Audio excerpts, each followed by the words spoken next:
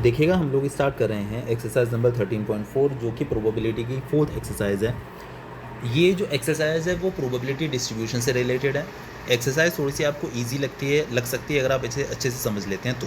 ठीक है, तो देखिए सबसे पहला जो क्वेश्चन हमको दिया हुआ है, हमें कुछ ब्लॉक्स दिए हुए हैं, कुछ टेबल टाइप दी हुई है और उन्होंने बोला हुआ है कि इनमें से कौन सी जो हैं वो प्रोबेबिलिटीज़ हो सकती हैं। ठीक है ना, जैसे उन्होंने दिया हुआ है यहाँ पर, ये जो पहले वाला ब्लॉक पे ध्यान दीजिएगा, ये एक्स यहाँ पर कुछ इवेंट्स हैं।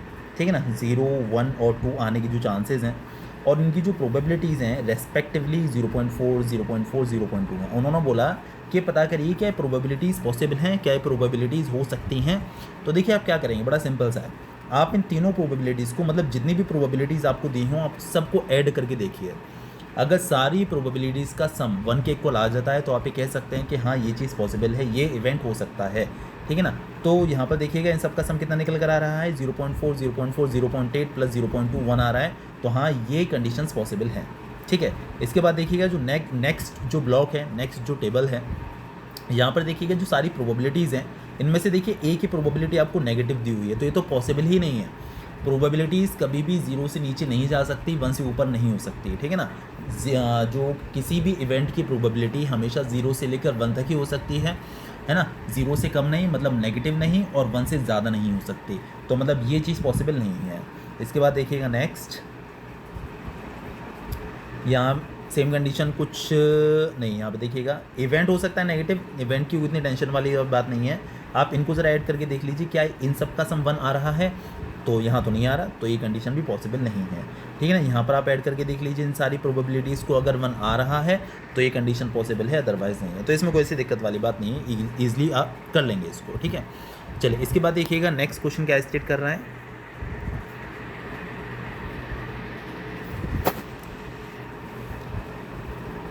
सेकंड पे ध्यान दीजिएगा, an urn contains 5 red and 2 black balls, 2 balls are randomly drawn. उन्होंने बोला एक अर्न के अंदर 5 रेड और 2 ब्लैक बॉल्स प्रेजेंट हैं, उसमें से 2 बॉल रैंडमली निकाल ली गई हैं। Let X represent the number of the black balls, और जो नंबर ऑफ ब्लैक बॉल्स है उसको ये लोग रिप्रेजेंट करें, किससे रिप्रेजेंट करें, एक्स रिप्रेजेंट कर रहे हैं। ठीक है, आगे उन्होंने क्या बोला कि what are the possible values of X, तो क्या प्रोबेबल या फिर पॉसिबल वैल्यूज़ हो सकती हैं एक्स की। देखिए ब्लैक बॉल्स निकाल रहे हैं, ठीक है ना, ब्लैक बॉल के बारे में बोल रहे हैं। तो देखिए जब आप बिना देखे किसी भी अर्न में से बॉल निकालेंगे तो हो सकता है, देखिए 2 ब्लैक बॉल हैं, हो सकता है कि एक भी ब्लैक बॉल ना आए, हो सकता है कि एक आ जाए, हो सकता है कि 2 आ जाए, मतलब कोई भी केसेस पॉसिबल हो सकते हैं। उन्होंने बोला जब 2 ब्लैक बॉल हैं तो अगर ब्लैक बॉल वहाँ से निकालना चाहते हैं तो क्या क्या चांसेस पॉसिबल हैं, एक्स की क्या क्या वैल्यूज़ हो सकती हैं। तो देखिए 0 भी हो सकता है, 1 भी हो सकता है, 2 भी हो सकता है एक भी ब्लैक बॉल ना निकल के आए, जो आप बॉल निकालें वो रेड निकल कर आ जाए, हो सकता है कि एक निकल कर आ जाए, हो सकता है कि दोनों निकल कर आ जाए। ठीक है, तो 0 भी हो सकता है, 1 भी हो सकता है, 2 भी हो सकता है। अब उन्होंने बोला is x a random variable, क्या x कोई रैंडम वेरिएबल है। देखिए x की वैल्यू क्या क्या हो सकती है, x की वैल्यू हो सकती है 0, 1 हो सकती है और 2 हो सकती है। देखिए 0, 1, 2 ये सारी जो चीज़ें हैं वो जो है रियल वैल्यूज़ हैं। ठीक है ना, वो रियल वैल्यूज़ हैं, तो ये चीज़ पॉसिबल है ना। ये मतलब उन्होंने बोला है कि क्या x एक रैंडम वेरिएबल है। हाँ, x एक रैंडम वेरिएबल है क्योंकि यहाँ पर जो भी वैल्यूज़ आपको मिल रही हैं वो सारी की सारी रियल वैल्यूज़ हैं।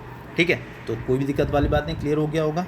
चलिए इसके बाद जो नेक्स्ट है उस पर ध्यान दीजिएगा, थर्ड वाला question, let X be the difference between the number of heads and the number of tails obtained from a coin is tossed 6 times. एक कॉइन को 6 बार उछाला जाता है, तो नंबर ऑफ हेड और नंबर ऑफ टेल्स में जो डिफरेंस है उसे ये लोग एक्स से रिप्रेजेंट कर रहे हैं। नंबर ऑफ हेड्स और नंबर ऑफ टेल्स का डिफरेंस याद रखिएगा, ठीक है ना। 6 बार उछाल रहे हैं किसी भी कॉइन को, और हेड और टेल के नंबर में जो डिफरेंस है वो जो है आपका x है। तो उन्होंने बोला कि x की पॉसिबल वैल्यूज़ बताइए क्या हो सकती हैं।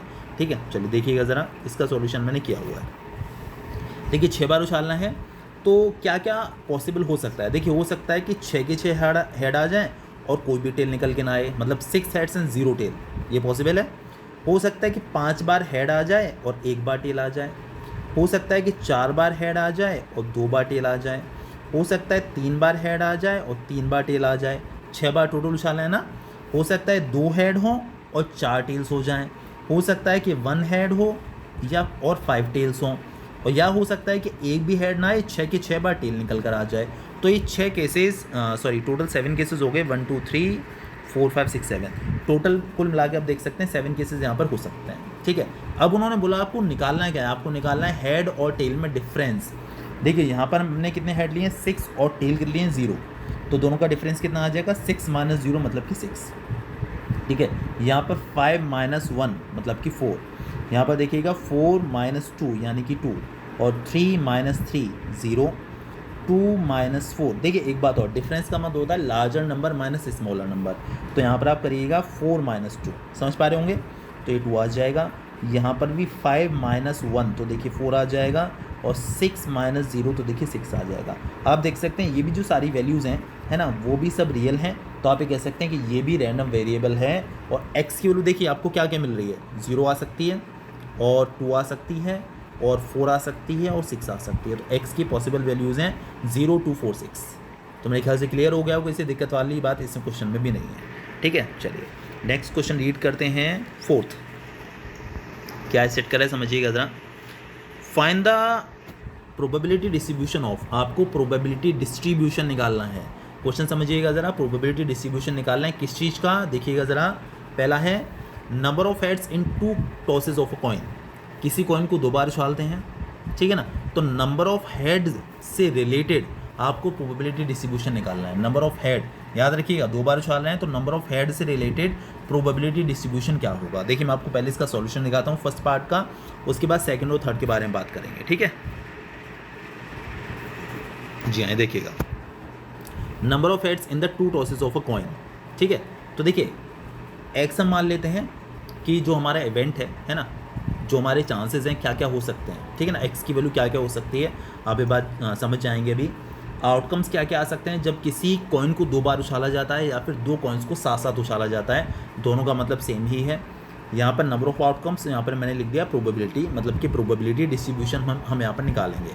देखिए उन्होंने बोला कि 2 कॉइन्स को उछालते हैं या एक कॉइन को 2 बार उछालते हैं, तो नंबर ऑफ हेड्स, तो देखिए हो सकता है कि 0 हेड आ जाए, मतलब एक भी बार हेड ना आए, हो सकता है कि एक बार हेड आ जाए, हो सकता है कि दोनों बार हेड आ जाए, हैं, समझ पा रहे होंगे। देखिए जब आप एक कॉइन को उछालते हैं 2 बार, तो क्या क्या चांसेस होते हैं, हो सकता है दोनों पे हेड हेड आ जाए, हो सकता है हेड टेल आ जाए, हो सकता है टेल हेड आ जाए, या हो सकता है कि टेल टेल आ जाए। 4 कंडीशंस पॉसिबल होती है ना, ठीक है। अब उन्होंने बोला कि क्या चांसेस हैं, आपको प्रोबेबिलिटी डिस्ट्रीब्यूशन निकालना है हेड का। हो सकता है एक भी हेड ना आए, तो एक भी हेड ना आए मतलब कि दोनों पर टेल टेल आ जाए, पॉसिबल है, ठीक है। अब हमने लिखा 1 हेड आने के चांसेस क्या रहेंगे, कब कब 1 हेड हो सकता है, कब कब 1 हेड, मतलब टेल हेड और हेड टेल, यहाँ पर 1 हेड है। अच्छा 2 हेड भी हो सकते हैं, 2 हेड का मतलब है एच एच, ठीक है, दोनों पर हेड आ जाए। तो कुल मिला के देखिए आउटकम्स है, ये आउटकम्स हो गए। अब नंबर ऑफ आउटकम्स की बात करते हैं, तो देखिए यहाँ पर एक आउटकम है ना, सिर्फ ओनली 1, और आप देख पा रहे हैं कि हमारे पास जो टोटल नंबर ऑफ आउटकम्स हैं वो होते हैं 4। आपको वैसे पता होगा कि एक कॉइन के 2 फेसेस होते हैं। अगर आप मान लीजिए आपको 2 कॉइन टॉस कराने हैं, तो 2 to the power 2 कर दीजिए, तो आपको पता चल जाएगा नंबर ऑफ आउटकम्स। आपको मान लीजिए 3 कॉइन्स टॉस कराने हैं, तो 2 to the power 3 कर दीजिए, तो आपको मिल जाएगा नंबर ऑफ आउटकम्स, ठीक है। इस तरीके से आप नंबर ऑफ आउटकम्स निकाल सकते हैं। यहाँ पर टोटल नंबर ऑफ आउटकम्स हैं 4। तो अब 1, तो हमारे पास 0 हेड के लिए जो फेवरेबल आउटकम निकल कर आया 1 निकल कर आया, और टोटल आपका आउटकम्स हैं, टोटल आपकी जो आउटकम्स हैं वो 4 हैं, तो 1/4, ठीक है। अच्छा यहाँ पर देखिएगा 1 हेड के लिए ये 2 फेवरेबल आउटकम है, तो 2, तो 2/4 हो गया है, ठीक है। उसके बाद अगर 2 हेड की बात करें तो एक ही फेवरेबल आउटकम है, 1 फेवरेबल आउटकम, तो इसकी प्रोबेबिलिटी हो जाएगी 1/4। इनडायरेक्टली देखिए उन्होंने बोला प्रोबेबिलिटी डिस्ट्रीब्यूशन लिखिए, तो प्रोबेबिलिटी डिस्ट्रीब्यूशन लिखने के लिए आप चाहें तो ये वाले ब्लॉक हटा दीजिएगा, ये वाला हटा दीजिएगा, एक तो ये लिख दीजिए और दूसरा ये लिख दीजिए, और चाहे तो आप इतना भी छोड़ सकते हैं, ये भी आपका सही है ना। प्रोबेबिलिटी डिस्ट्रीब्यूशन में क्या लिखना होता है, सिंपली देखा जाए तो ये जो एक्स की जो वैल्यूज़ हैं क्या क्या हो सकती हैं, और उनके रेस्पेक्ट में प्रोबेबिलिटीज़ क्या क्या हो सकते हैं, ये कहलाता है आपका प्रोबेबिलिटी डिस्ट्रीब्यूशन। तो आप ये दोनों ब्लॉक हटाकर अगले स्टेप में, ये तो करना ही पड़ेगा आपको, उसके बाद अगले स्टेप में ये दोनों ब्लॉक हटा दीजिए, ये वाला लिख दीजिए, ये वाला लिख दीजिए, ठीक है। ऐसे आप कर सकते हैं। इसके बाद देखिए उन्होंने जो नेक्स्ट पार्ट में हमको बोला, ये नेक्स्ट पार्ट जो हमको बोला हुआ है, सो बोला हुआ है number of tails in the simultaneous tosses of 3 coins. इस बार 3 कॉइन उछाल रहे हैं, और नंबर ऑफ टेल्स के रिगार्डिंग जो प्रोबेबिलिटी डिस्ट्रीब्यूशन हो सकता है। देखिए पहली बात तो है 3 कॉइन्स उछाल रहे हैं, या एक कॉइन को 3 बार उछाल रहे हैं, दोनों का मतलब एक ही है, ठीक है। तो अगर हम टोटल नंबर ऑफ आउटकम्स की बातें करते हैं सबसे पहले, तो 2 टू द पावर 3, क्योंकि एक कॉइन के 2 फेसेस हैं और 3 कॉइन से टॉस कर रहे हैं, तो 2 टू द पावर 3 मतलब 8 आउटकम्स आपके टोटल आने वाले हैं, ठीक है। अच्छा, अब देखिएगा ज़रा, number of tails in the simultaneous tosses of 3 coins, number of tails, कितने कितने टेल हो सकते हैं। देखिए, हो सकता है 0 टेल हो, एक भी बार टेल ही ना आए, हो सकता है एक बार टेल आ जाए, हो सकता है 2 बार, भाई 3 कॉइन है, राइट, 3 कॉइन है, हो सकता है कि एक भी बार टेल ना आए, हो सकता है कि 2 बार टेल आ जाए, हो सकता है कि एक बार टेल आ जाए, हो सकता है कि तीनों पर टेल आ जाए। ये सारे केसेस पॉसिबल है ना। तो इनके रिगार्डिंग हमको प्रोबेबिलिटी डिस्ट्रीब्यूशन बनाना पड़ेगा, ठीक है। देखिएगा ज़रा, जी नहीं, देखिए number of tails in the 3 coins, okay. देखिए एक्स की वैल्यू क्या क्या हो सकती है, हो सकता है एक भी टेल ना आए, 0 टेल, हो सकता है 1 टेल आ जाए, हो सकता है 2 पर टेल आ जाए, हो सकता है 3 पर टेल आ जाए। तो आउटकम्स क्या क्या बनेंगे देखिएगा। अगर 0 टेल है, 0 टेल मतलब किसी पर भी टेल नहीं आ रहा, तो मतलब तीनों पर हेड आ रहा है, सही बात है ना, एच एच एच। अगर 1 टेल आया तो 1 टेल देखिए कब कब कैसे कैसे बन सकता है, 3 कॉइन है तो एच एच टी हो सकता है, टी एच एच हो सकता है, एच टी एच हो सकता है, एक पर टेल आए तो, ठीक है ना। तो ई की कंडीशन है। अगर 2 टेल की बात करें तो देखिए 2 पर टेल लेना है ना, तो टी टी एच हो सकता है, एच टी टी हो सकता है और टी एच टी हो सकता है। इसके अलावा तो मेरे ख्याल से कोई बन नहीं रहा था, तो मैंने लिख लिए इतने, ठीक है। उसके बाद 3 की बात करें तो 3 का मतलब तीनों पर टेल होना चाहिए। अभी हमने बात की थी ना कितने आउटकम्स होने चाहिए, टोटल 8। अब आप काउंट करके देख लो, 1 2 3 4 5 6 7 8 आउटकम्स है, मतलब हमारा ठीक है। अच्छा, अब देखिएगा नंबर ऑफ आउटकम्स की बात करते हैं। तो यहाँ पर 1 आउटकम है, यहाँ पर देखिए 3 आउटकम्स हैं, यहाँ पर भी 3 आउटकम्स हैं और यहाँ पर आपका 1 आउटकम है। प्रोबेबिलिटी की बात करते हैं तो 1/8, क्योंकि टोटल नंबर ऑफ चांसेस 8 थे और ये 3/8, यहाँ पर भी देखिएगा 3/8 और ये आपका 1/8। कोई दिक्कत नहीं है, ये तो रहता है formula, number of favourable outcomes upon total number of outcomes, number of favourable outcomes upon total number of outcomes. इस तरीके से आप सारी प्रोबेबिलिटीज़ ईजिली निकाल सकते हैं। अगर प्रोबेबिलिटी डिस्ट्रीब्यूशन वो बोलते हैं तो आपको अगले स्टेप में ये दोनों ब्लॉक हटा देने हैं बीच वाले, एक तो एक्स वाला लिखना होता है और एक ही प्रोबेबिलिटी वाला लिखना होता है, और ये आपका आंसर हो जाएगा, ठीक है। नेक्स्ट में देखिए उन्होंने क्या बोला हुआ है, number of heads in 4 tosses of a coin. अब एक कॉइन को 4 बार उछालने वाले हैं ये, तो टोटल नंबर ऑफ आउटकम्स बनेंगे आपके 2 टू द पावर 4 मतलब कि 16, ठीक है। 4 बार उछाल रहे हैं, नंबर ऑफ हेड्स, हो सकता है कि एक भी बार हेड ना आए, हो सकता है एक बार हेड आ जाए, हो सकता है 2 बार हेड आ जाए, हो सकता है 3 बार हेड आ जाए, हो सकता है चारों के चारों बार ही हेड आ जाए। तो देखिएगा इस बार भी हमने किया हुआ है, टोटल नंबर ऑफ आउटकम 16 निकल कर आएंगे। देखिए मैंने यहाँ पर किया हुआ है, ठीक है, वही चीज़ है। 0 हेड है तो इसका मतलब 0 हेड का मतलब क्या हुआ कि सब पर टेल आना चाहिए। 1 हेड है तो देखिए 1 हेड के 4 केसेस बन गए हैं, ठीक है, तो इसकी हो जाएगी 4/16 प्रोबेबिलिटी। 2 हेड के लिए देखिए यहाँ पर एक 6 केसेस बने हैं, ठीक है, तो हो जाएगा 6/16 हो जाएगी इसकी प्रोबेबिलिटी। 3 हेड के लिए देखिए हमारे पास अगेन 4 केसेस बने हैं, तो ये भी 4/16 हो गई है ना। चारों हेड के लिए मतलब चारों हेड होने चाहिए, एच एच एच एच, तो इसकी एक ही चांस ऐसा पॉसिबल होता है एक्चुअली, तो 1/16 प्रोबेबिलिटी। तो अगर प्रोबेबिलिटी डिस्ट्रीब्यूशन आप लिखेंगे तो एक एक्स वाले लिख दीजिएगा और एक ए वाले लिख दीजिएगा, ये आपका प्रोबेबिलिटी डिस्ट्रीब्यूशन बन जाएगा। कोई दिक्कत नहीं है, दिक्कत लगे स्क्रीनशॉट ले लीजिएगा, समझ लीजिए वापस से, ठीक है ना। चलिए इसके बाद देखिएगा मैंने 5th किया हुआ है, तो ज़रा क्वेश्चन रीड कर लेते हैं, फिर बात करते हैं सॉल्यूशन के बारे में। देखिए, find the probability distribution of the number of successes in 2 tosses of a die.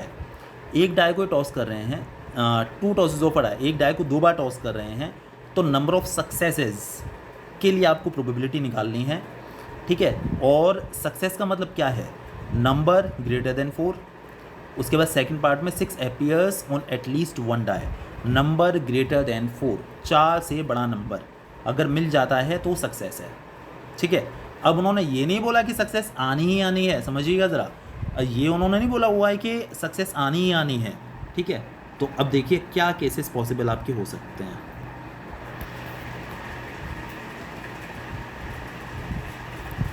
देखिए क्या चांसेस बन सकते हैं, उन्होंने बोला था 4 से बड़ा अगर नंबर आ जाता तो सक्सेस है, ठीक है। चलो देखिए, अब आप जब डाई को उछालते हैं, 2 डाई आप उछाल रहे हैं या फिर एक डाई को 2 बार उछाल रहे हैं, दोनों का मतलब सेम ही होता है, तो क्या पॉसिबल है कि हो सकता है कि किसी पर भी 4 से बड़ा नंबर ना आए, है ना। हो सकता है कि एक पर 4 से बड़ा नंबर आ जाए, या हो सकता है कि दोनों पर 4 से बड़ा नंबर आ जाए, ठीक है ना। भाई हो सकता है कि एक पर भी 4 से बड़ा नंबर ना आए, दोनों में से, मतलब कि 4 से बड़ा नंबर 0, 4 से बड़ा नंबर 0 मतलब क्या हुआ कि 0 चांसेस 4 से बड़ा नंबर आने के, ठीक है ना। हो सकता है कि एक पर 4 से बड़ा नंबर आ जाए, एक पर, ठीक है। हो सकता है कि 4 से बड़ा नंबर दोनों पर आ जाए, मतलब दोनों पर 2 4 से बड़े नंबर हो, तो 0 4 से बड़ा नंबर हो सकता है, मतलब 0 4 से बड़ा से मतलब समझ पा रहे होंगे कि दोनों नंबर में से कोई भी 4 से बड़ा नहीं है, ठीक है। हो सकता है एक नंबर 4 से बड़ा हो सकता है दोनों 4 से बड़े हों। अच्छा अब देखिएगा, जब आप एक डाई को 2 बार उछालते हैं या फिर 2 डाई को उछालते हैं तो आपको पता है टोटल नंबर ऑफ आउटकम्स होते हैं 36, 6 फेसेस होते हैं उसके, और 2 डाइस हैं तो 6 टू द पावर 2 मतलब 36 आउटकम्स होते हैं, ठीक है ना। आपको मेरे ख्याल से याद भी होगा 1 1 1 2 1 3 1 4 1 5 1 6, 2 1 2 2 2 3 2 4 2 5 2 6, 3 1 3 2 3 3 3 4 3 5 3 6, ऐसे ही 36 टोटल आउटकम्स बनते हैं। अब उन्होंने बोला कि दोनों में से किसी पर भी 4 से बड़ा नंबर नहीं ना हो, है ना, मतलब हम दोनों में से किसी पर भी 4 से बड़ा नंबर नहीं लेकर चल रहे हैं। तो देखिए कौन कौन से केसेस पॉसिबल हैं, 1 1 हो सकता है, इसमें 1 2 भी आ जाएगा, 1 3 भी आ जाएगा, ठीक है ना। 1 4 नहीं होगा क्योंकि 4 तो खैर 4 हो गया, 4 से बड़ी वाली बात चल रही है। हाँ 1 4 भी आ जाएगा, है ना, 4 से बड़ा कोई भी नहीं अभी तक, है ना। 2 1 हो जाएगा, 2 2 हो जाएगा, 2 3 हो जाएगा, 2 4 हो जाएगा, 2 5 नहीं लेना है, 5 अगर आप ले लेंगे तो 4 से बड़ा मिल जाएगा एक, ठीक है। तो इस तरीके से आप देखेंगे तो देखिए आपको टोटल नंबर ऑफ आउटकम्स मिलेंगे 16, ठीक है। और मतलब जिनमें एक पर भी 4 से बड़ा नंबर ना हो। टोटल नंबर ऑफ आउटकम्स वैसे कितने होते हैं 36, तो जो प्रोबेबिलिटी हो जाएगी वो हो जाएगी 16/36, क्योंकि 16 है तो 16/36 को सिंप्लीफाई करिए तो 4/9 निकल कर आ जाएगा आपका आंसर। हो सकता है कि एक पर 4 से बड़ा नंबर हो, तो अगर एक पर 4 से बड़ा नंबर होगा, इसके भी 16 केसेस बने थे, मैंने काउंट किए थे टोटल, आप बना के देख लीजिएगा। एक पर 4 से बड़ा नंबर, है ना, लाइक 1 5 1 6 2 5 2 6 इस तरीके से, तो इसके 16 बने थे तो ये भी 4/9 आ गया। और दोनों पर अगर 4 से बड़ा नंबर है तो दोनों पर 4 से बड़ा नंबर देखिए कब कब आएगा, एक तो आ जाएगा 5 5 5 6 6 5 6 6, सिर्फ 4 नंबर ऐसे होंगे कि दोनों पर 4 से बड़ा नंबर होगा, तो 4 ऐसे केसेस बनेंगे, तो 4/36 मतलब 1/9, ये आपका प्रोबेबिलिटी डिस्ट्रीब्यूशन हो गया। मेरे ख्याल से क्लियर हो गया होगा, समझ में आ गया होगा अच्छे से, ठीक है। चलो इसके बाद देखिएगा जो नेक्स्ट है, पहले मैं आपको क्वेश्चन दिखा देता हूँ। 6 appears on at least one die, ये लिखा है ना, 6 appears on at least one die, है ना, कम से कम एक पर 6 प्रेजेंट हो, कम से कम एक पर 6 प्रेजेंट हो।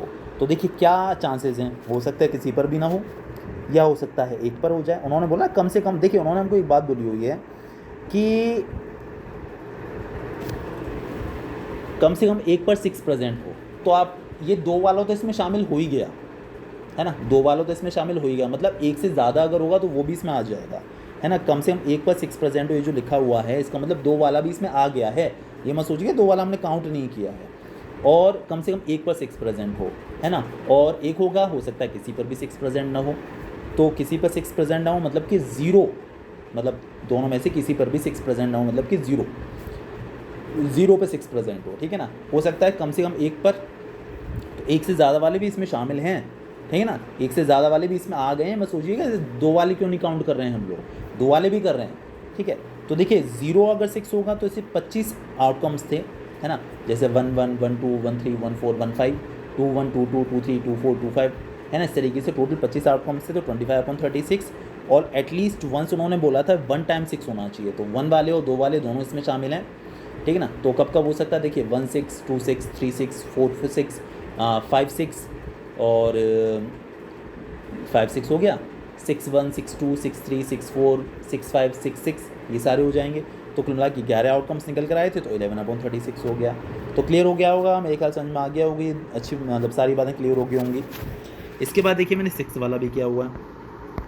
देखिए जो 6 वाला क्वेश्चन है वो मेरे ख्याल से आपके सिलेबस में नहीं होना चाहिए, है ना,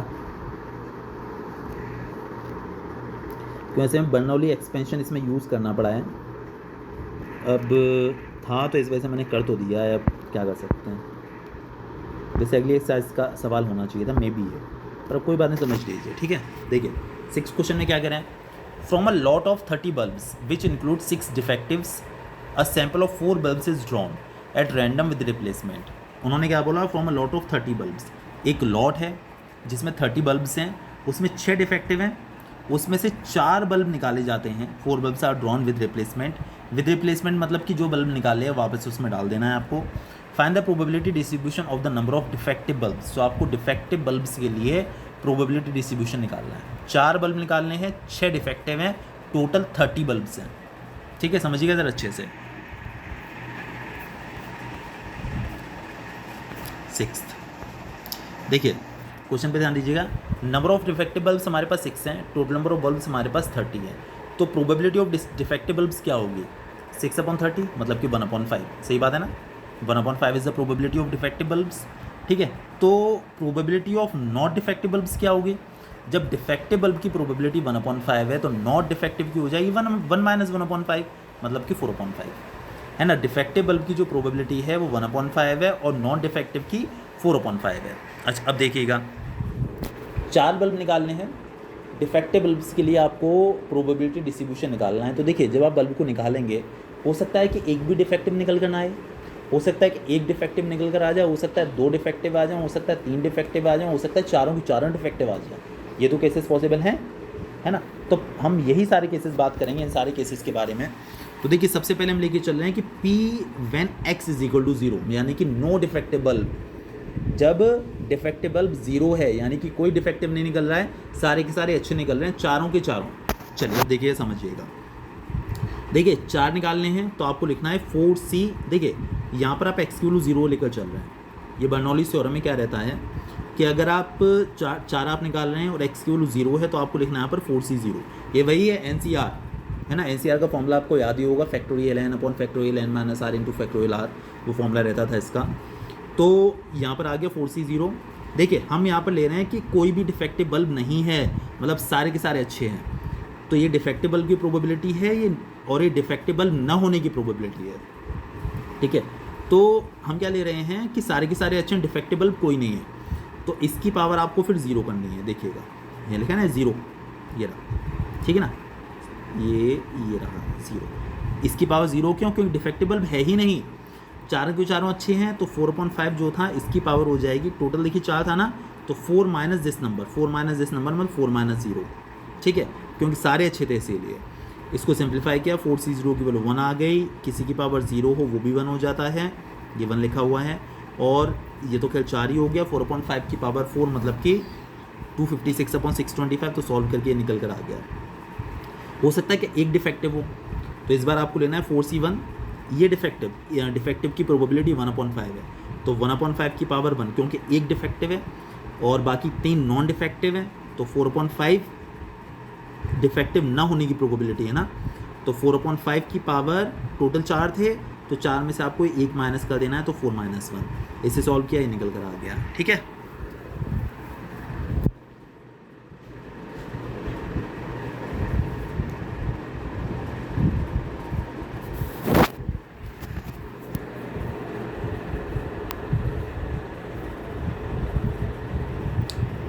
इसके बाद देखिएगा, हो सकता है 2 डिफेक्टिव हों, तो 4C2 1/5। देखिए 1/5 जो प्रोबेबिलिटी वो डिफेक्टिव वाले की थी, तो 1/5 होल पावर 2, क्योंकि 2 डिफेक्टिव हैं इस बार।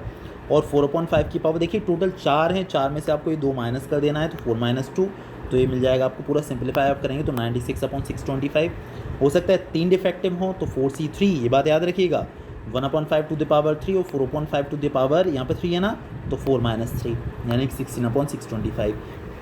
कुल मिला के आप ये मान के चलिए 4 निकालने हैं, तो 4 में से 3 आ गए तो 1 यहाँ पर आ जाएगा बस। ठीक है, हो सकता है चारों डिफेक्टिव हों, तो 4C4 1/5 टू द पावर 4 और 4/5 की पावर 0 हो गया इनडायरेक्टली ये, तो 1/625। तो देखिएगा ये x और ये px 0 बल्ब है, मतलब 0 डिफेक्टिव है, तो उसकी प्रोबेबिलिटी ये हो गई। 1 डिफेक्टिव की हमने लिखी हुई है, 2 डिफेक्टिव की भी लिखी हुई है, 3 डिफेक्टिव की भी लिखी हुई है और 4 डिफेक्टिव की भी लिखी हुई है। This is a probability distribution. ठीक है ना, 30 में से 6 बल्ब निकाल रहे थे, तो 30 में से 6 डिफेक्टिव थे, उसमें से 4 निकालने हैं, तो डिफेक्टिव बल्ब होने के जो लिए जो प्रोबेबिलिटी डिस्ट्रीब्यूशन हो सकता है वो हमारे पास से बन गया। ठीक है, तो क्लियर हो गया, वो समझ में आ गया होगा अच्छे से। इसके बाद मैंने 7th किया हुआ है, क्वेश्चन रीड करके आते हैं ज़रा पहले। चलिए, अ कॉइन इज बायस्ड, एक कॉइन बायस्ड है। बायस समझते होंगे आप, मतलब जिसमें छेड़खानी की हुई है ना, जो फेयर आउटकम्स नहीं देता, है ना। अगर देखिए कोई भी कॉइन अगर अनबायस्ड है तो उसमें टेल आने और हेड आने के चांसेस हाफ हाफ रहते हैं, ठीक है। यहाँ पर जो कॉइन है वो बायस्ड है, मतलब उसमें छेड़खानी की हुई है ना, मतलब फेयर आउटकम्स वो नहीं देगा, मतलब उसमें हेड और टेल आने के चांसेस हाफ हाफ नहीं है। तो उन्हें क्या बोला, a coin is biased so that head is 3 times as likely to occur as tail. मतलब अगर आप देखते हैं तो हेड आने के चांसेस 3 times हैं देन द टेल, हेड आने के chances 3 times and then the tail, ये कह रहे हैं, ठीक है ना। If the coin toss twice, अगर उसको 2 बार टॉस किया जाता है, find the probability distribution of number of tales, तो आपको प्रोबेबिलिटी डिस्ट्रीब्यूशन निकालना है टेल्स के लिए। बात समझिएगा, उन्हें क्या बोला कि हेड आने के चांसेस 3 times हैं देन द टेल्स। इसका मतलब क्या हुआ, इसका मतलब क्या हुआ कि 75% टाइम पर तो आपको मिलेगा हेड, ठीक है ना, और 25% टाइम पर आपको मिलेगा टेल्स। ये तो हुआ इसका कहने का मतलब, ठीक है ना। ये तो उन्होंने बोला कि हेड आने की chances 3 times and then the tail, यानी आप जितनी बार भी उसको टॉस करते हैं हेड आने की चांसेस 75% रहेंगे, 3 times बोल रहे हैं ना, और टेल आने के चांसेस 25% रहेंगे। बिल्कुल सी बात है ना। तो आप इन्हें जब प्रोबेबिलिटी में बदल दीजिए ज़रा सा, तो 75% मतलब 75/100, आप इसको लिख सकते हैं 3/4। उधर हो जाएगा आपका कितना था वो 25/100, तो 25/100 का मतलब हो जाएगा आपका 1/4, ये निकल कर आ जाएगा, ठीक है। तो ये रहेगा आपकी हेड आने के चांसेस, ये रहेगा आपकी टेल आने के चांसेस। अब आपको किसके रिगार्डिंग प्रोबेबिलिटी डिस्ट्रीब्यूशन बनाना है, find the probability distribution of number of tails, tails के रिगार्डिंग, ठीक है। देखिए उन्होंने बोला है 2 बार उछाला जाता है, तो 2 बार उछाला जाता है तो हो सकता है एक भी बार टेल ना आए, हो सकता है एक बार टेल आ जाए, या हो सकता है दोनों बार टेल आ जाए, ठीक है। देखिएगा ज़रा, देखिए 7th वाला, head comes up 75% times and tail 25% times. इसका मतलब ये हुआ ना, तो PH मतलब प्रोबेबिलिटी ऑफ हेड 75/100 यानी कि 3/4, प्रोबेबिलिटी ऑफ टेल 25/100 मतलब 1/4। इसमें कोई दिक्कत नहीं है ना। चलो अच्छा, अब देखिए ना टेल्स के रिगार्डिंग बोला हुआ है, हो सकता है एक भी टेल ना आए, हो सकता है एक टेल हो सकता है दोनों पे टेल हो, ठीक है। तो देखिए आउटकम्स क्या क्या हो सकते हैं, हो सकता है हमने बात की कि किसी पर भी टेल ना हो, तो मतलब दोनों पे हेड हो, दोनों पे हेड होगा, और 1 टेल हो तो 1 टेल मतलब कि हो सकता है HT और TH, हो सकता है दोनों पर टेल हो तो TT। अब समझिएगा ज़रा अच्छे से, देखिए यहाँ पर क्या है कि दोनों पर हेड है, हेड आने के चांसेस क्या है 3/4, तो 3/4 इंटू 3/4 यानी कि 9/16, हेड टेल और टेल हेड। देखिए हेड आने के चांसेस 3/4, टेल आने के 1/4, तो 3/4 इंटू 1/4, ठीक है। और ये भी आपका 1/4 और 3/4, तो आप दोनों को ऐड कर दीजिए, या ये 2 बार चांसेस ऐसे आ रहे हैं। देखिए हेड आने के चांसेस हैं 3/4 और टेल के 1/4, तो 3/4 इंटू 1/4, और यहाँ पर 2 केसेस आपको दिख रहे हैं तो इंटू 2 कर दिया हमने, तो देखिए हमें 3/8 मिल गया। हो सकता है दोनों पर टेल हो, है ना, हो सकता है दोनों पर टेल लिखा है ना, 2 टेल, तो इसका मतलब 0 टेल, इसका मतलब 1 टेल, इसका मतलब 2 टेल, 2 टेल्स, तो दोनों पर अगर टेल होगा तो 1/4 इंटू 1/4 यानी कि 1/16, तो बन गया आपका प्रोबेबिलिटी डिस्ट्रीब्यूशन। ये बीच वाला हटा दीजिए, ये लिख दीजिए और ये लिख दीजिए, बस ये आपका आंसर हो जाएगा, ठीक। मैं लिखा भी हुआ है, आप देख सकते हैं, ठीक है। तो कोई प्रॉब्लम वाली बात नहीं, ईजी सा क्वेश्चन था काफ़ी देखा जाए तो। इसके बाद देखिएगा 8th क्वेश्चन क्या स्टेट कर रहा है।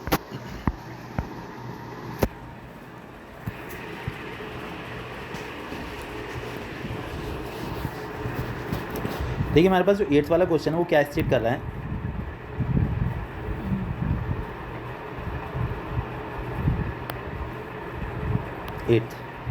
ये हमारे पास a random variable x has the following probability distribution.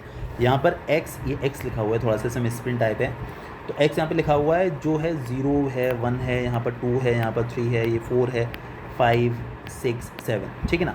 और इनकी ये जो लिखे हुए नीचे, ये इनकी प्रोबेबिलिटीज़ लिखी हुई हैं, है ना, ये नीचे लिखे हुए हैं k के फॉर्म में, 0k 2k 2k 3k k square, ये सब जो लिखा हुआ है। तो पहले आपको देखिए उन्होंने यहाँ पर जो लिखा हुआ है ना डिटरमाइन, ये जो लिखा है डिटरमाइन, आपने बुक में देखिएगा, यहाँ पर आपको x फाइंड आउट करना है, x की वैल्यू क्या रहेगी, ठीक है ना, x नहीं सॉरी k, ये k है, k की वैल्यू क्या रहेगी, ठीक है। देखिए अभी हम बात कर रहे थे कि सारी प्रोबेबिलिटीज़ का सम जो होगा 1 के इक्वल होगा, तो इन सब का सम आप 1 के इक्वल डाल दीजिए, वहाँ से आपको x पता चल जाएगा, सॉरी x कह रहा हूँ, k पता चल जाएगा, ठीक है। सबका सम आप 1 के इक्वल डाल दीजिए, then from there you can get the value of k। देखिए मैंने क्या हुआ है, सारी प्रोबेबिलिटीज़ जितनी भी थी सबका सम देखिए 1 के इक्वल डाला हुआ है। और आप देखिएगा, देखिए के स्क्वायर है, 2 के स्क्वायर है, 7 के स्क्वायर है, तो 10 के स्क्वायर हो गया। और बाकी सारे के वाले टर्म्स जितने थे सबको ऐड करके 9 के आ गया। और ये जो 1 था 1 को इधर लेकर आ गए, -1 हो गया इक्वल टू 0। आप देख सकते हैं क्वाड्रेटिक इक्वेशन है। 1 10 × 10, आपको 10 के फैक्टर्स करने हैं जिन्हें माइनस करने पर 9 मिलना चाहिए। तो 10/1, तो मैंने इसके सीधे फैक्टर्स लिख दिए हैं, आप फैक्टर्स करना जानते ही हैं। 10 के -1 के +1 इज इक्वल टू 0। तो एक एक करके जब आप दोनों को 0 के इक्वल डालेंगे तो जब आप इसको पुट करेंगे तो आपको के की वैल्यू मिलेगी 1/10, इसको करेंगे तो -1। देखिए कभी भी probability number of terms negative नहीं रहते हैं, तो आपको ये आंसर नहीं लेकर चलना है, ठीक है ना। के की वैल्यू 1/10, प्रोबेबिलिटी कभी नेगेटिव नहीं हो सकती, तो के की वैल्यू देखिए आपकी 1 निकल कर आ गई, ठीक है, कोई दिक्कत वाली बात नहीं है। अब उन्होंने देखिए क्या बोला है सेकेंड वाले पार्ट में, इसमें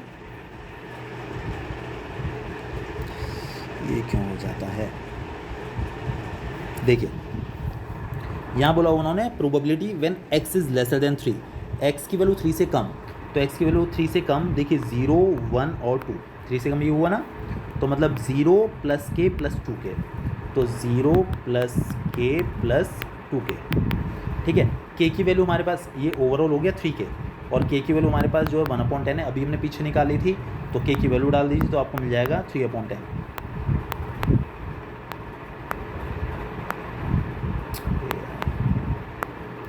3/10, ठीक है।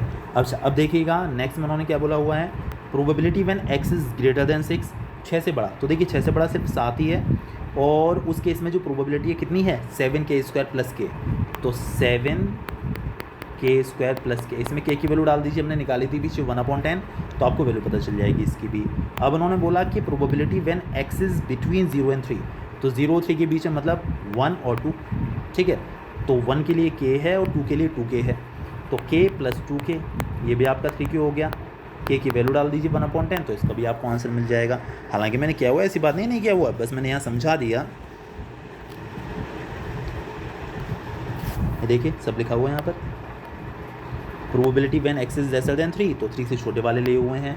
Probability when x is greater than 6, तो यहाँ पर देखिए 6 से बड़ा 7 वाला भी लिया हुआ है, ठीक है ना, जब x की वैल्यू 7 थी, और 0 और 3 के बीच में वो भी देखिए लिया हुआ है, सारी वैल्यूज़ दी हुई हैं, ठीक है। चलिए इसके बाद हम नेक्स्ट क्वेश्चन की तरफ मूव करते हैं। ये अपना कौन सा था, 8 था,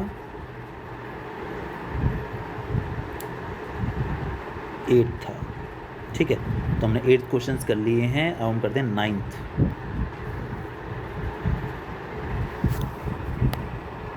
देखिए 9th क्वेश्चन क्या स्टेट कर रहा है, the random variable x has the probability distribution px of the following form. देखिए वापस से वही है, ये प्रोबेबिलिटी डिस्ट्रीब्यूशन दे रखा है आपको सबका, ठीक है ना। जब x की वैल्यू 0 है तो k है उसकी प्रोबेबिलिटी, जब 1 है तो उसकी वैल्यू प्रोबेबिलिटी 2k है, जब x की वैल्यू 2 है तो उसकी प्रोबेबिलिटी 3k है, और उसके अलावा कोई और नंबर है अदरवाइज तो उसकी प्रोबेबिलिटी 0 है। अब उन्होंने क्या बोला, determine the value of k, आपको k की वैल्यू फाइंड आउट करनी है। फिर से वही बात, सारी प्रोबेबिलिटी का सम 1 के इक्वल, आपको वहाँ से k की वैल्यू मिल जाएगी, कोई दिक्कत वाली बात नहीं है। उसके बाद आपको प्रोबेबिलिटी पता करनी है when x is lesser than 2, x 2 से छोटा, तो देखिए x अगर 2 से छोटा होगा तो आपको ये लेना पड़ेगा और ये लेना पड़ेगा। भाई 2 से छोटा का मतलब क्या हुआ, 0 और 1, तो आपको इन दोनों को ऐड करना पड़ेगा, ठीक है। फिर उन्होंने बोला कि when x is lesser than और इक्वल टू 2, तब आपको 0 1 2 तीनों लेने पड़ेंगे, क्योंकि यहाँ पर इक्वल टू 2 भी आ गया है। और उसके बाद है when x is greater than और इक्वल टू 2, ग्रेटर देन और इक्वल टू 2, तो देखिए ग्रेटर देन इक्वल टू 2 के लिए तो 0 है प्रोबेबिलिटी, है ना, और इक्वल टू 2 के लिए 3k है, तो आपको लेना पड़ेगा 3k + 0, ठीक है। तो वापस से वहाँ पर k की वैल्यू डालते चले जाएंगे और हमें सारे आंसर्स मिल जाएंगे। देखिए मैंने सारे किया हुआ है, वैसे पहले सबका सम 1 के इक्वल डाला, k की वैल्यू 1/6 आ गई। जब x की वैल्यू 2 से लेसर है तो k और 2k, तो 3k हो गया, k की वैल्यू डाल दी 1/6 जो हमारे पास निकल कर आई थी, तो 1/2 आ गया सॉल्व होकर। Probability when x is lesser than और इक्वल टू 2, देखिए यहाँ पर आपको इक्वल टू 2 वाला भी लेना है और 2 से लेसर वाला भी लेना है, तो k 2k और 3k, कुल मिला के 6k हो गया ये वाला, और k की वैल्यू 1/6 लिख दी, तो ये 1 आ गया निकल कर। And when probability of event when x is greater than और इक्वल टू 2, तो देखिए इक्वल टू 2 के लिए तो उसकी वैल्यू थी 3k, और उससे ऊपर के लिए 0 थी, तो 0 का क्या लिखना, तो 3k लिख लिया और k की वैल्यू डाल दी 1/6, तो ये 1/2 आ गया, ठीक है। तो मेरे ख्याल से कोई दिक्कत वाली बात ही नहीं, क्लियर हो गया, वो समझ में आ गया होगा अच्छे से। इसके बाद देखिएगा 10th क्वेश्चन क्या स्टेट कर रहा है, find the mean number of the heads in the 3 tosses of a fair coin. एक फेयर कॉइन है, उसके 3 टॉसेज मतलब 3 बार उसको उछाला गया है, तो जो भी इवेंट्स निकल कर आएंगे या जो भी प्रोबेबिलिटी निकल कर आएगी उसके लिए आपको मीन फाइंड आउट करना है। क्या निकालना है? मीन। ये नई चीज़ आई है, मीन, वेरिएंस और स्टैंडर्ड डेविएशन, ये नई चीज़ निकल कर आ रही है आपके पास, ठीक है। तो ये समझ लीजिएगा क्या रहता है। अच्छा एक बात और, ये जो मीन वर्ड होता है ना, मीन को कई बार ना ये लोग ई एक्स से लिख देते हैं। किससे?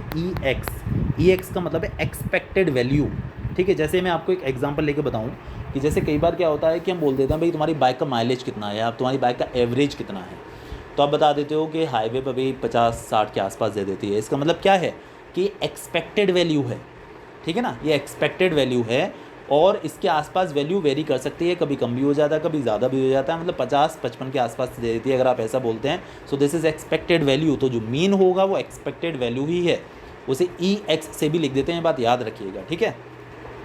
उसके बाद जो वेरिएंस होता है ना, वेरिएंस का जो सिंबल रहता है वो रहता है ई एक्स स्क्वायर, ठीक है, वेरिएंस। और वेरिएंस का अगर आप स्क्वायर रूट निकाल देते हैं तो आपको स्टैंडर्ड डेविएशन पता चल जाता है। वैसे वेरिएंस को सिग्मा स्क्वायर से भी लिखा जाता है और स्टैंडर्ड डेविएशन को सिग्मा से भी लिखा जाता है, ठीक है। यहाँ पर वेरिएंस को ई एक्स स्क्वायर से रिप्रेजेंट करेंगे कई बार, ये बात याद रखिएगा, ठीक है, ई एक्स स्क्वायर से।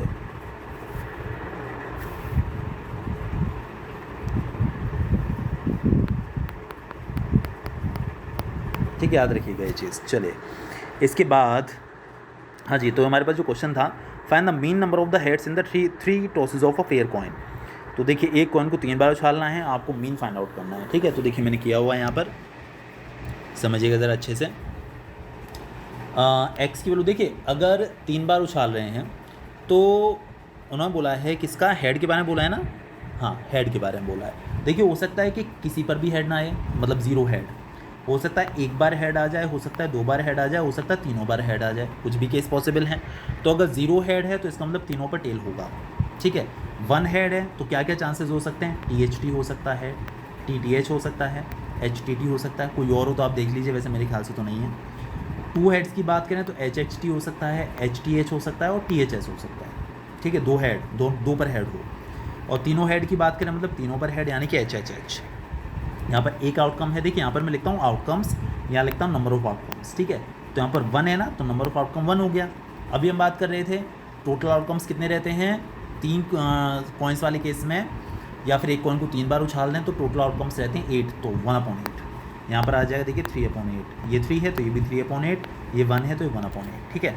अब आपको यहाँ पर निकालना है मीन। तो देखिए मीन कैसे निकालते हैं, जो भी हमारे पास एक्स की वैल्यूज़ हैं उनका इनकी प्रोबेबिलिटी के साथ मल्टीप्लाई करते जाइए और ऐड करते चले जाइए। मतलब 0 × 1/8 प्लस 1 × 3/8 प्लस 2 × 3/8 प्लस 3 × 1/8, मतलब एक्स वाली वैल्यूज़ का इसकी रेस्पेक्टिव प्रोबेबिलिटी से मल्टीप्लाई करिए और सबको ऐड करते चले जाइए, तो आपको पता चल जाएगा मीन, ठीक है।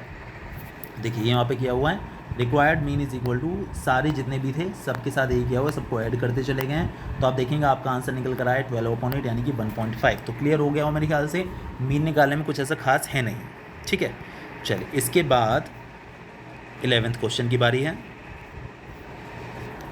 11th, 2 dice are thrown simultaneously if x denotes the number of sixes, find the expectation of x। हमें बता रहा था ना, एक्सपेक्टेड वैल्यू भी कह देते हैं, मीन भी कह देते हैं, ठीक है ना। तो उन्होंने बोला कि 2 dice are thrown simultaneously, x is the number of sixes, ठीक है। तो देखिए 2 डाइस को ये लोग उछाल रहे हैं, हो सकता है दोनों में से किसी पर भी 6 ना आए, हो सकता है एक पर 6 आ जाए, हो सकता है दोनों पर 6 आ जाए। तो 3 केसेस यहाँ पर बन जाएंगे। उसके बाद आपको probability find out, expectation of x पता करना है, मतलब एक्सपेक्टेड वैल्यू निकालनी है, डायरेक्टली आपको मीन निकालना है, ठीक है। तो देखिएगा ज़रा इसका सॉल्यूशन भी। हाँ जी, देखिए ये है नंबर ऑफ आउटकम्स, ये है, देखिए मैं यहाँ पर जो भी आउटकम्स होते हैं, जब बहुत सारे आउटकम्स होते हैं 36, तो उस केस में मैं यहाँ पर 4 कॉलम नहीं बना रहा हूँ, आप देख पा रहे होंगे, सिर्फ यहाँ पर नंबर ऑफ आउटकम्स लिख देता हूँ मैं, क्योंकि इतने सारे आउटकम्स कहाँ लिखेंगे भाई, 36 आउटकम्स होते हैं, तो इसीलिए उस केस में मैंने आउटकम्स के लिए अलग से कॉलम नहीं बनाया, सिर्फ नंबर ऑफ आउटकम्स लिख दिए हैं, ठीक है। तो हो सकता है कि दोनों में से किसी पर भी 6 ना आए, तो 25 आउटकम्स ऐसे निकल कर आ रहे थे जिसमें दोनों में से किसी पे भी 6 नहीं था। आपको बताया टोटल होते हैं 1 1 1 2 1 3 1 4 1 5 6 इस तरीके से, ठीक है। तो 25 से तो इसकी प्रोबेबिलिटी होगी 25/36। हो सकता है 1 पर 6 हो, तो ऐसे कैसे 10 कौन कौन से 1 6 2 6 3 6 4 6 5 6 6 1 6 2 6 3 6 4 6 5 6 6, तो कुल मिला के होगी देखिएगा 10 हो गए, 10 हो गए ना, तो 10/36 हो सकता है कि अच्छा 6 तो इसमें आएगा, सॉरी दो वाले 6 में आ जाएगा, तो हो सकता है दोनों पे 6 हो, तो एक बार ही ऐसा होता है 6 6, तो 1 हो गया ऐसा, तो 1/36। अब उन्होंने बोला कि आप एक्सपेक्टेड वैल्यू निकालिए, तो 0 into 25/36 plus 1 into 10/36 plus 2 into 1/36, सबको करिए सॉल्व और निकाल दीजिए आंसर। ठीक है, बस थोड़ा बच्चों वाली हरकत मत करिएगा, पहले मल्टीप्लिकेशन करते हैं, है ना, ऐसा कुछ मत कर दीजिएगा आप 10/36 को पहले 2 से प्लस कर दें, ऐसा कुछ काम नहीं कर दीजिएगा करते करते। ठीक है, तो ये था हमारे पास 11th। उसके बाद देखिएगा 12th question. 2 numbers are selected at random without replacement, 2 numbers का सिलेक्शन करना है without replacement from the first 6 positive integers, पहले 6 पॉजिटिव इंटीजर्स, पहले 6 पॉजिटिव इंटीजर्स कौन कौन से होते हैं 1 2 3 4 5 6, इनमें से 2 नंबर का सिलेक्शन करना है। Let X denote the larger of the 2 numbers obtained, 2 number निकाले जाते हैं और उन दोनों में से जो बड़ा है उसे x से रिप्रेजेंट कर रहे हैं, फाइंड ई एक्स, तो आपको अगेन यहाँ पर एक्सपेक्टेड वैल्यू यानी कि मीन फाइंड आउट करना है। ठीक है, जो लार्जर नंबर है उसका जो सिलेक्शन है उसे x से रिप्रेजेंट करने बाद याद रखिएगा। ठीक है, चलिए देखिए समझिएगा। First 6 positive integers are 1 2 3 4 5 6, sample space क्या बन सकता है, 2 नंबर ले रहे हैं ना, हो सकता है देखिए 1 2 आ जाए, हो सकता है 1 3 आ जाए, हो सकता है 1 4 आ जाए, हो सकता है 1 5 आ जाए, हो सकता है 1 6 आ जाए। ठीक है, इस तरीके से ऐसे ही हो सकता है कि 2 1 आ जाए, हो सकता है, अच्छा देखिए 1 1 नहीं हो सकता, समझ पा रहे हैं ना, क्योंकि 2 नंबर लेने हैं, इनमें से एक नंबर 2 बार नहीं लेना है, 6 नंबर में से 2 2 ले रहे हैं, तो 1 2 होगा, 1 3 होगा, 1 4 होगा, 1 5 होगा, 1 6 होगा, ऐसे 2 1 होगा, 2 3 होगा, 2 4 होगा, 2 5 होगा, 2 6 होगा, फिर 3 1 होगा, 3 2 3 4 3 5 3 6, 4 1 4 2 4 3 4 5 4 6, इस तरीके से आपको सारी वैल्यूज़ लिख लेनी है। आप देखेंगे हमारे पास टोटल 30 आउटकम्स निकल कर आए, कोई दिक्कत नहीं है। ठीक है, अब उन्होंने बोला कि आपको मीन फाइंड आउट करना है, तो मैंने यहाँ पर लिख भी दिया है कि ये जो ई एक्स है इसका मतलब मीन ही है, एक्सपेक्टेड वैल्यू। ठीक है, अच्छा अब देखिएगा यहाँ पर हम लोग x की बात कर रहे हैं। ठीक है, देखिए आपको ये बात बहुत अच्छे से पता है कि जितने भी नंबर्स यहाँ पर लिखे हुए हैं 1 2 3 4 5 6, 1 किसी से लार्जर नहीं है। उन्होंने बोला कि x क्या है, लार्जर नंबर आने के जो चांसेस हैं, लार्जर नंबर वाले जो आउटकम्स हैं वो आपको x लेकर चलना है, तो 1 किसी से लार्जर नहीं है, आपको शुरुआत करनी पड़ेगी 2 से। ठीक है, 2 3 4 5 6 इस तरीके से। तो अच्छा अब देखिएगा 2 देखिए किस किस केस में बड़ा मिल रहा है ना, किस किस केस में 2 1 और 1 2, 2 ही केसेस आ रहे हैं सिर्फ, तो 2 केसेस हैं सिर्फ ऐसे। ठीक है ना, और टोटल नंबर ऑफ आउटकम से 30, तो 2/30 मेरे ख्याल समझ पा रहे होंगे आप। इसके बाद देखिएगा 3, देखिए जितने भी केसेस मैं आपको सारे बताता हूँ। 3 मतलब 3 किस किस में बड़ा है उस पर ध्यान दीजिएगा ज़रा, 3 किस किस में बड़ा है। देखिए एक तो 1 3 2 3 3 1 3 2, और मेरे ख्याल से किसी में भी 3 बड़ा नहीं है, तो 4 आउटकम्स निकल कर आएंगे। तो देखिए यहाँ पर 4 ही लिखे होंगे हमने, देखिएगा 4/30। इसके बाद 4, देखिए 1 किसी से बड़ा नहीं था, इसीलिए 1 का कॉलम यहाँ पर नहीं बनाया है, समझ पा रहे होंगे मेरे ख्याल से। यहाँ पर आपको बड़े वाले नंबर की रिगार्डिंग बनाना है, 4 किस किस से बड़ा है वो देख लिया गया है। ठीक है, 5 किस किस में बड़ा है वो देख लिया गया है, 6 किस किस में बड़ा है वो देख लिया गया है। तो इस तरीके से हमारे पास सारी प्रोबेबिलिटीज़ निकल कर आ गई हैं। और उसके बाद आप अगर मीन निकालेंगे तो देखिए बहुत ईजी है, आपको पता ही है, 2 into this plus 3 into this plus 4 into this plus 5 into this plus 6 into this, उसे सॉल्व कर लीजिए, आपकी एक्सपेक्टेड वैल्यू मतलब ई एक्स या फिर मीन निकल कर आ जाएगा। इसके बाद देखिएगा, ये बात क्लियर होगी। इसके बाद देखिएगा 13 क्वेश्चंस काफ़ी टाइम कंज्यूमिंग थे। 13 पे ध्यान दीजिएगा ज़रा, आ गया, क्या कह रहा है, let X denote the sum of the numbers obtained when 2 fair dice are rolled. जब 2 डाइस को रोल किया जाता है तो जो सम ऑफ द नंबर्स है उसे ये लोग रिप्रेजेंट कर रहे हैं एक्स से। Find the variance and the standard deviation of X. तो आपको वेरिएंस भी निकालना है और स्टैंडर्ड डेविएशन भी निकालना है, ठीक है। देखिए वेरिएंस और स्टैंडर्ड डेविएशन जो निकलेंगे वो मीन की हेल्प से ही निकलेंगे, तो आपको मीन तो निकालना ही पड़ेगा, ठीक है। तो उन्होंने क्या बोला कि उन पर जो सम आ रहा है, सम ऑफ द नंबर्स है, उसको लोग एक्स से रिप्रेजेंट कर रहे हैं, ठीक है। देखिए क्या क्या सम आ सकता है, जो दो डाइस हैं उनके ऊपर जो नंबर्स हैं क्या क्या सम आ सकता है उनका। देखिए 1 1 भी होता है, 1 2 भी होता है, दोनों की बात कर रहा हूँ मैं, दोनों पर जो नंबर्स प्रेजेंट होते हैं 1 1 होता है, 1 2 होता है, 1 3 होता है, 1 4 होता है, 1 5 होता है, 1 6 होता है। तो दोनों का सम देखिए, जैसे 1 1 का एग्जांपल लेके मैं चलता हूँ, ठीक है। तो इनका सम 2 है, 2 से कम सम नहीं आ सकता, 2 आ सकता है, 3 आ सकता है, 4 आ सकता है, 5 आ सकता है, 6 आ सकता है, 7 आ सकता है, लास्ट में 6,6 आता है ना, तो 6 + 6 12 तक सम आ सकता है। आप ये मान कर चलिए, मतलब 2 से लेकर 12 तक आपको सम मिल सकता है। आपको इस डेटा के बेसिस पर मीन, वेरिएंस और स्टैंडर्ड डेविएशन निकालना है, ठीक है। क्या वो देखने में पूरा क्वेश्चन समझिएगा ज़रा अच्छे से। जो x की वैल्यू हो सकती है देखिए 2 से लेकर 12 तक हो सकती है, बात आपको क्लियर हो गई होगी। तो 2 कब कब आ रहा है, 1,1 वाले केस में सिर्फ 2 आएगा, तो 1/36, ठीक है। देखिए 1/36 लिखा हुआ है। उसके बाद 3 कब कब आ सकता है, 3 आ सकता है 1 2 पर और 2 1 पर, बस इन्हीं दो जगह पर, है ना। तो 2 केसेस आपको मिल गए ऐसे, तो 2/36 हो गई इसकी जो प्रोबेबिलिटी है। 4 कब कब आ सकता है, 4 आ सकता है 1 3 पर, 3 1 पर और 2 2 पर, ठीक है। तो मतलब कि 3/36। 5 कब कब आ सकता है, 1 4 पर आ सकता है, 5 की बात करें, 2 3 पर आ सकता है, 3 2 पर आ सकता है, ठीक है ना, और 3 2 पर आ सकता है, 4 1 पर आ सकता है। इतने केसेस हो गए, तो 4/36। इसी तरीके से देखिए हमने 6 कब कब आ सकता है, 7 कब कब आ सकता है, इसके रिगार्डिंग देखिए सारी वैल्यूज़ यहाँ पर निकाल दी हमने, ये सब की प्रोबेबिलिटीज़ हमने यहाँ पर लिख ली है, ठीक है। पूरा डेटा लिखा है मैंने, 8 कब कब आ सकता है, 9 कब कब आ सकता है, 10 कब कब आ सकता है, सब सारी वैल्यूज़ लिखी हुई हैं। 9 कब कब आ सकता है, देखिए 9 आ जाएगा, 2 6 तक तो आएगा नहीं, 3 6 पे 9 आ जाएगा, 4 5 पे 9 आ जाएगा, 5 4 पर आ जाएगा और 6 3 पर आ जाएगा। ये 4 केसेस आपको मिलेंगे 9 के लिए, ये देखिएगा ये 9 के लिए 4 केसेस, ठीक है। तो 4/36 हो गया, सारी प्रोबेबिलिटीज़ यहाँ पर लिखी हुई हैं, आप देख सकते हैं। अब आपको इसका मीन निकालना है, तो वही पुराना तरीका, 2 × 1/36 + 3 × 2/36 + 4 × 3/36 + 5 × 4/36 + 6 × 5/36 + 7 × 6/36 + 8 × 5/36, वही पुराना तरीका। तो इस तरीके से आप मीन आसानी से निकाल सकते हैं, ठीक है। देखिए लिखा हुआ है दिस इज़ मीन। तो हमारे पास मैंने पूरा कैलकुलेटर किया, सॉल्व करो के इसका आंसर 7 लिख दिया, ठीक है। आपके पास निकल कर आ गया है मीन, ठीक है। क्लियर हो गया और समझ में आ गया होगा अच्छे से, ठीक है। इसके बाद देखिएगा हमें निकालना था वेरिएंस और स्टैंडर्ड डेविएशन। देखिए वेरिएंस हम लोग कैसे निकालते हैं, आपको जैसे आप पीछे जो EX निकाल रहे थे ना, आपको इस बार EX स्क्वायर करना है, जो x की जो वैल्यूज़ थी उनका स्क्वायर करके सेम प्रोसेस आपको दोहराना है। ये हम क्या निकाल रहे हैं, ये हम निकाल रहे हैं वेरिएंस, समझ पा रहे होंगे मेरे ख्याल से, ठीक है ना। मतलब वेरिएंस निकालने की कोशिश, अच्छा मैंने वेरिएंस में शायद EX स्क्वायर बोल दिया है,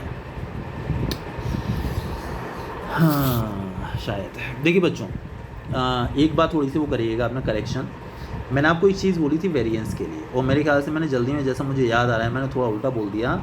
वेरिएंस के लिए आप फॉर्मूला यूज़ करिएगा EX स्क्वायर माइनस EX का होल स्क्वायर। मेरे ख्याल से मैंने शायद बताया नहीं आपको, ये मतलब समझ पा रहे होंगे, फिर से लिखता हूँ थोड़ा क्लियर। EX स्क्वायर का मतलब है जैसे हम लोग EX निकाल रहे थे ना अभी मीन, उसमें आपको x की जगह पर x स्क्वायर लेकर चलना है, और उसमें से आपको EX मतलब कि जो मीन था उसका होल स्क्वायर माइनस कर देना है, तब आपको यहाँ से वेरिएंस पता चलेगा। ये फॉर्मूला आपको याद रखना पड़ेगा। मेरे ख्याल से मैंने आपको बताया नहीं, मैंने शायद सिर्फ ये बता दिया कि वेरिएंस के लिए हम लोग EX स्क्वायर यूज़ करेंगे, लेकिन आप ये चीज़ याद रखिएगा, ठीक है। तो अब EX स्क्वायर निकाल रहे हैं, मतलब जहाँ जहाँ पर हम लोग x लेकर चल रहे थे वहाँ पर हम लोग x स्क्वायर लेकर चलेंगे, मतलब वही चीज़ है। देखिएगा 2 स्क्वायर × 1/36, 3 स्क्वायर × 2/36, 4 स्क्वायर × 3/36, 5 स्क्वायर × 4/36, मतलब वही तरीका है बिल्कुल, ठीक है ना। और ऐसे ही 6 स्क्वायर × 5/36, 7 स्क्वायर × 6/36, वही पुराना डेटा बस स्क्वायर कर करके लिखना है। तो इस तरीके से आपको मिलेगा 329/6। और इस बार जब वेरिएंस आप पता करेंगे तो कैसे पता करेंगे, ये फॉर्मूला मैंने देखिए लिखा हुआ है, EX स्क्वायर माइनस EX का होल स्क्वायर। तो EX स्क्वायर तो अभी हमने निकाला 329/6, और EX का होल स्क्वायर मतलब मीन का स्क्वायर, तो 7 का स्क्वायर हो गया। इसे सॉल्व किया तो ये 5.83 निकल कर आया। स्टैंडर्ड डेविएशन इसका स्क्वायर रूट होता है, इसका स्क्वायर रूट निकालिए तो 2.42 हमारे पास इसका आंसर आ जाएगा। वेरिएंस हो गया और स्टैंडर्ड डेविएशन हो गया। अगर आपको डेसिमल नंबर का स्क्वायर रूट निकालना नहीं याद है तो आप मुझसे पूछ लीजिए, मैं आपको बता दूंगा, ठीक है। इसके बाद मैंने किया हुआ है 14th क्वेश्चन, ठीक है, 14, 15, 16, 17। A class has 15 students whose ages are 14, 17, 15, 14, 21, 17, 19, 20, 16, 18, 20, 17। मतलब ये आप देख पा रहे हैं, देखिए 14 भी एक दो बार आया मेरे ख्याल से, एक बार यहाँ भी और एक बार यहाँ भी है। 17 भी देखिए 1, 2, 3, 17 भी आपका 3 टाइम्स आया। तो इस तरीके से कुछ 15 स्टूडेंट्स हैं, उनकी एजेस दे रखी हैं और कुछ स्टूडेंट्स ऐसे हैं जिनकी एजेस सेम है। One student is selected in such a manner that each has the same chance of being chosen and the age x of the selected student is recorded. What is the probability distribution of the random variable x? तो देखिए x की value क्या क्या हो सकती है, एक तो 14 हो सकती है, 15 हो सकती है, 17 हो सकती है, 19 हो सकती है, सारी x की वैल्यूज हो सकती हैं। तो आपके तो प्रोबेबिलिटी फाइंड आउट करनी है, उसके बाद मीन, वेरिएंस और स्टैंडर्ड डेविएशन निकालना है। तो देखिए मैंने सिर्फ यहाँ पर प्रोबेबिलिटी निकाली है, मीन, वेरिएंस, स्टैंडर्ड डेविएशन आपको निकालना अब आ चुका है। चलिए देखिएगा, 14 साल कितने बच्चों की एज है, 2 बच्चों की, है ना। Total number of candidates students हमारे पास 15 है, तो प्रोबेबिलिटी होगी 2/15। 15 सिर्फ एक बार दिया हुआ है, अपना डेटा देखिएगा तो 1/15। 16 भी आपका 2 टाइम्स आया है तो 2/15। 17 3 टाइम्स आया था, मैंने आपको गिन के भी बताया था, 3/15। 18 आपका आया है 1 टाइम तो 1/15। 19 आया है 2 टाइम्स तो 2/15। 20 आया है 3 टाइम्स तो 3/15 और 21 आया है 1 टाइम तो 1/15। अब हम निकालेंगे मीन, तो मीन आपको निकालना बहुत अच्छे से आ गया है। 14 into this plus 15 into this plus 16 into this plus 17 into this plus 18 into this plus 19 into this plus 20 into this plus 21 into this. उसके बाद वेरिएंस निकालना भी आपको आ गया था। कैसे निकाला था हमने, जो भी आप x की वैल्यूज़ ले रहे थे उनका स्क्वायर करके मल्टीप्लिकेशन करते जाना था और ये आपका ex आया होगा, ex स्क्वायर में से आपको इसको माइनस करना है तो आपको पता चल जाएगा। फिर ये जो वैल्यू निकल कर आती है वेरिएंस की, उसका रूट ले लेंगे तो आपको स्टैंडर्ड डेविएशन पता चल जाता है। तो इसीलिए मैंने आगे नहीं किया हुआ, ठीक है। 14 बहुत ज़्यादा क्वेश्चन हो गए थे। इसके बाद देखिएगा 15 क्वेश्चन क्या स्टेट कर रहा है वो समझिएगा। In a meeting 70% of the members favour and 30% oppose a certain proposal. एक मीटिंग में जितने भी मेंबर्स प्रेजेंट हैं 70% जो फेवर में सपोर्ट करते हैं, मतलब सपोर्ट में रहते हैं, और 30% किसी भी डिसीजन का अपोज करते हैं। A member is selected at random and we take x is equal to 0 if he opposed. अगर वो अपोज कर रहा है तो उसे x की वैल्यू 0 लेकर चलनी है, और 1 है अगर वो फेवर में है, ठीक है। तो अपोज कर रहा है तो 0, कितना परसेंट अपोज कर रहे हैं 30, तो 0 के लिए हो जाएगा 30/100, समझ गए होंगे मेरे ख्याल से। और x की वैल्यू आपको 1 लेकर चलनी है जब वो फेवर में है, ठीक है। तो फेवर के लिए 70%, तो x इज इक्वल टू 1 लेकर चलेंगे तो उसकी प्रोबेबिलिटी होगी 70/100, है ना। समझ पा रहे होंगे मेरे ख्याल से। जब x 0 है तो वो अपोज कर रहा है, मतलब कि 30% उसकी प्रोबेबिलिटी है, तो उसकी प्रोबेबिलिटी अब 30/100 लेकर चलेंगे। उसके बाद x 1 है तो इसका मतलब फेवर कर रहा है, तो फेवर के केस में 70%, तो उसकी प्रोबेबिलिटी है 70/100 लेकर चलेंगे, ठीक है। तो आपको एक्सपेक्टेड वैल्यू मतलब मीन निकालना है और वेरिएंस निकालना है। तो देखिए मैंने यहाँ पर मेरे ख्याल से वही काम किया होगा, शायद से कर ही दिया पूरा। हाँ जी, तो देखिएगा x इज इक्वल टू 0 तो 30/100 मतलब 3/10, x इज इक्वल टू 1 तो 70/100 मतलब 7/10। उसके बाद ex निकाला तो 0 into this plus 1 into this, ये रहता ना तरीका, सॉल्व किया आ गया, छोटी वैल्यूज थी इसीलिए। इसके बाद हमें निकालना था वेरिएंस, तो कैसे निकाला था कि हमने ex स्क्वायर में से ex का होल स्क्वायर माइनस किया था। ex स्क्वायर का मतलब क्या रहता है, 0 का स्क्वायर इंटू दिस प्लस 1 का स्क्वायर इंटू दिस, ये भी 7/10 आ गया। अब आपको निकालना है, ये नहीं किया मैंने इसके आगे, अब आपको निकालना है जैसे कि वेरिएंस। तो वेरिएंस में हम लोग क्या करते हैं, दिस मतलब 7/10 माइनस 7/10 का होल स्क्वायर, ठीक है। इसे आप सॉल्व कर ही लेंगे, कोई दिक्कत वाली बात ही नहीं है। तो आपके पास वेरिएंस आ जाएगा और उसके बाद मेरे ख्याल से कुछ करना नहीं है। इसके बाद देखिए 16 क्वेश्चन क्या स्टेट कर रहा है, the mean of the numbers obtained on throwing a die having written 1 on 3 faces. उन्होंने क्या बोला आपको, मीन फाइंड आउट, मतलब मीन क्या होगा, the mean of the numbers obtained on throwing a die, एक डाई को उछाल रहे हैं, 1 लिखा हुआ है 3 फेसेस पर, 2 लिखा हुआ है 2 फेसेस पर, और 5 लिखा हुआ है 1 फेस के ऊपर। तो आपको इसका मीन फाइंड आउट करना है। ध्यान रखिएगा, 1 लिखा हुआ है कितने फेस पर, 3, 2 लिखा हुआ है 2 फेसेस पर, ठीक है। तो देखिए 1 की जो प्रोबेबिलिटी होगी वो क्या हो जाएगी, 3/6। भाई 1 3 जगह पर लिखा हुआ है ना, 2 लिखा हुआ है 2 फेसेस पर, तो 2 की प्रोबेबिलिटी हो जाएगी 2/6, और उसके बाद 5 की प्रोबेबिलिटी हो जाएगी, 5 1 फेस पर लिखा हुआ है तो 1/6, ठीक है। तो मीन पूछ रहे हैं तो 1 × 3/6 प्लस 2 × 2/6 प्लस 5 × 1/6, इससे सॉल्व कर लीजिए। वैसे मैंने किया हुआ था, ये देखिए ये निकल गया 12/6, मतलब कि 2 इज़ द मीन, ठीक है। उसके बाद नेक्स्ट जो है, जो कि लास्ट, क्या कह रहे हैं, suppose the 2 cards are drawn at random from a deck of cards, एक कार्ड के डेक में से 2 कार्ड्स निकाल रहे हैं लोग, ठीक है। आपको याद होगा कि 2 कार्ड्स निकाल रहे हैं, तो जैसे 52 कार्ड्स हैं, तो 2 कार्ड्स निकाल रहे हैं, जो चांसेस होते तो होते 52C2, ऐसा लिखते थे ना हम लोग। तो अब उन्होंने बोला 2 कार्ड से लोग निकाल रहे हैं, ठीक है। Let X be the number of aces obtained, तो एस जो निकल रहे हैं, एस उसमें से एक का निकालने के जो चांसेस हैं, है ना, वो नंबर ऑफ, वो हम एक्स से रिप्रेजेंट कर रहे हैं। तो then the value of E X, मतलब अगेन मीन आपसे पूछा हुआ है। तो देखिए 2 कार्ड निकालें तो हो सकता है कि एक भी एस ना आए, मतलब 0 एस, हो सकता है 1 एस आ जाए, हो सकता है 2 एस आ जाए, ठीक है। ये चांसेस पॉसिबल हैं, तो हम निकालते हैं, ज़रा देखिएगा। देखिए मैंने सीधे मीन लिख दिया है, ठीक है। 0 एस का मतलब है, देखिए आपको बहुत अच्छे से याद है, एस मतलब कि इक्के जो होते हैं 4 होते हैं, तो अगर 0 एस है मतलब कि 4 एस होते हैं, तो उन चारों में से कोई कार्ड नहीं आना चाहिए। बाकी टोटल 52 होते हैं, तो 52 में से 4 हटाए, यानी 48 जो आपके कार्ड्स निकले हैं वो बाकी 48 कार्ड में से निकलने चाहिए। तो 48C2/52C2, ठीक है। 48 में से वो 2 निकले हैं, और टोटल खैर आपके पास 52, मतलब प्रोबेबिलिटी लिखी हमने, ये 48 आपके पास रिमेनिंग कार्ड्स हैं, उसमें से 2 कार्ड आ जाने चाहिए। तो number of favourable outcomes upon total number of outcomes, मतलब 52C2। तो ये हमने इस तरीके से इसको लिख दिया। हो सकता है एक पर एस आ जाए, एक पर एस आ जाए, मतलब कि वो जो 4 एस होते हैं, एक उसमें से निकलना चाहिए, बाकी जो बचे हैं एक बाकी में से निकलना चाहिए। देखिए 2 कार्ड्स आपको निकालने हैं, ठीक है। तो जब 2 कार्ड आपको निकालने हैं, एस आपके पास 4 हैं, तो उन 4 में से तो एक आ जाए, बाकी 48 जो बचे एक उनमें से निकले, है ना भाई, एक एस मानकर चल रहे हैं ना हम लोग, तो इनटू दिस, और टोटल तो हम लोग 52 में से 2 निकाल रहे हैं ना, तो 52C2, ठीक है। और इनटू 1 क्यों किया, क्योंकि मीन हम ऐसे ही निकालते हैं, जो भी हमारे पास एक्स की वैल्यू होती है उसकी प्रोबेबिलिटी से मल्टीप्लाई कर देते हैं उसका।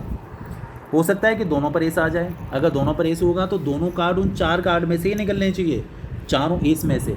तो 4C2/52C2, इसको बस सॉल्व कर लिया है, 2/13 इसका आंसर निकल कर आया है, ठीक है। तो यही आपका डेटा रहा, इस तरीके से आपकी एक्सरसाइज खत्म हो गई, ठीक है। चलिए ओके बाय।